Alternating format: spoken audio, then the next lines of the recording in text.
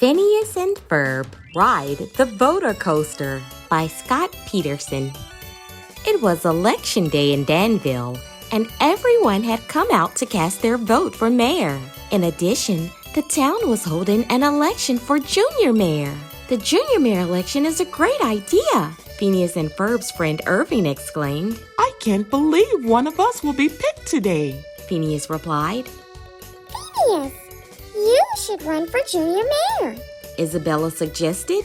It does sound like fun, Phineas said. But you know me, I don't really like to compete. Great, because your opponent feels the same way. Baljeet said. He says it's just for fun too. Who's my opponent?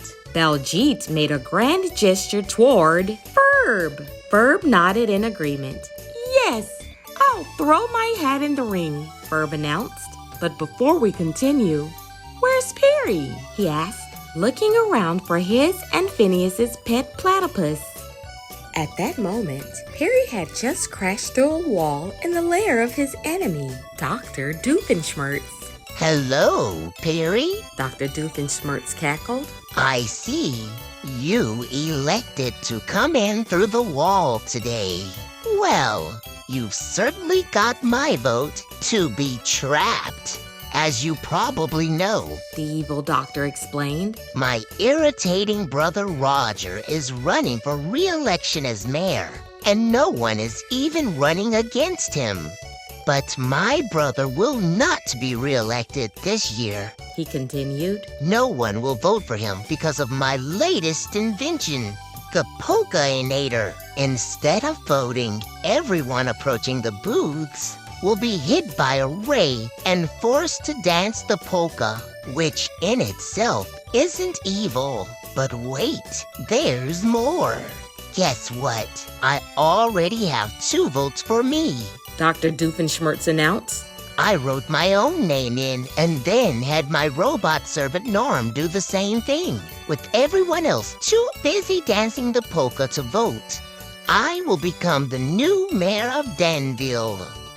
Meanwhile, Isabella was busy drafting her plans for the Phineas for Junior Mayor campaign. At the same time, Baljeet was working on his plans for Ferb. But Buford, busy eating a candy bar, couldn't be bothered. I'm not campaigning for anyone. I'm campaigning for both of them. Soon, both campaigns were in full swing. Phineas and Isabella used an old washing machine, a VCR, and a mood ring to build a device that could churn out 100 campaign buttons per minute. Ferb and Baljeet turned a sprinkler, a cell phone, and some bicycle gears into a machine that could hang up posters all over town. They wouldn't even have to leave the backyard. Cool. With their campaign supplies ready, the 2 candidates hit the streets to talk to the voters. They shook kids' hands, kissed babies, and found out what the young voters of Danville were looking for in a junior mayor. Back at their campaign headquarters, the group analyzed the data from the interviews they had conducted. You're polling well among girls 6 to 8 and boys 14 to 16. Baljeet told Ferb. But Phineas has the teen and tween vote. He reported. It's still 6 for one, half a dozen for the other. What does that even mean? Across town at Doofenshmirtz Evil Inc., Perry had just broken free from his trap. He tore down the voting booth curtain and, using it like a whip, ensnared Dr. Doofenshmirtz. Then he destroyed the inator with one fancy polka step. Why do I even bother trapping you if you're just going to escape every time? With the inator destroyed, the weary citizens of Danville who had been trying to vote were finally able to stop uncontrollably dancing the polka. Well, that was strange. Phineas and Ferb's dad commented. I wonder if Phineas and Ferb are behind this. Nice try.